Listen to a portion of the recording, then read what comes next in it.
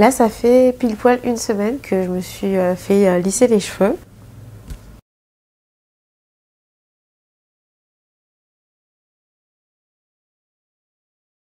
Ça a un petit peu gonflé quand même depuis la semaine dernière.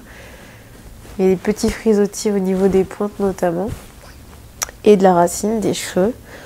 À part ça, ça reste très joli. Très bizarrement, j'ai très envie de me laver les cheveux et retrouver mes petites frisettes parce qu'elles me manquent.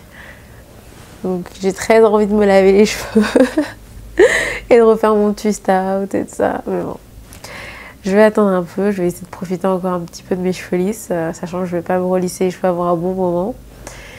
À part ça, eh bien voilà, je suis toujours contente. Ça me fait toujours un peu bizarre, mais ça va. Je m'y suis un petit peu plus habituée. Par contre, c'est vrai que comme ça a un peu frisé, j'ai tendance à pas mal les attacher en ce moment, à faire des petits buns sur la tête, faire des coiffures avec des pinces. En fait, je me suis rendu compte que j'avais uniquement des protecteurs de chaleur qui contenaient de l'eau, en fait, qui contiennent de l'eau et qui donc s'appliquent après le shampoing, juste avant de sécher les cheveux, juste avant de faire son brushing. Et là, il faut absolument pas que j'applique d'eau sur mes cheveux, sinon ils vont vraiment refriser. Donc là, je suis un peu limitée en termes de protecteur de chaleur. À part les huiles protectrices de chaleur, je peux rien utiliser d'autre. Comme je n'ai plus l'huile Fantastic Oil d'Activilon que j'aurais bien utilisée, bah, malheureusement, je ne préfère pas prendre de risques. Là, j'ai appliqué Nectar d'huile végétale Hydra Air Force de Farid Abbé qui est très bien, que j'aime beaucoup, que j'utilise aussi sur mes cheveux frisés. C'est un mélange d'huile, mais qui est très léger et qui ne graisse pas trop les cheveux. Donc, vraiment, le rendu est pas gras en fait, donc c'est assez génial pour ça. Par contre, c'est pas indiqué que c'est un protecteur de chaleur. Du coup, je préfère pas prendre de risques. J'ai pas envie de me cramer les cheveux. Et donc, je préfère ne pas refaire de lissage ou de bouclage sur mes cheveux.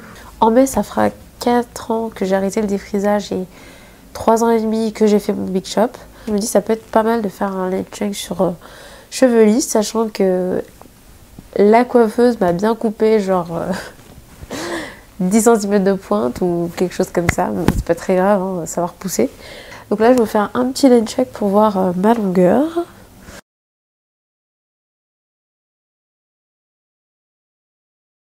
À l'avant, il mesure 35 cm. Sur le côté,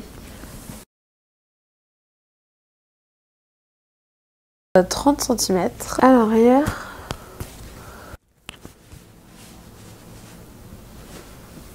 ils sont à 25 à peu près. Et là, au niveau du milieu de la tête, ils sont presque à 40 cm.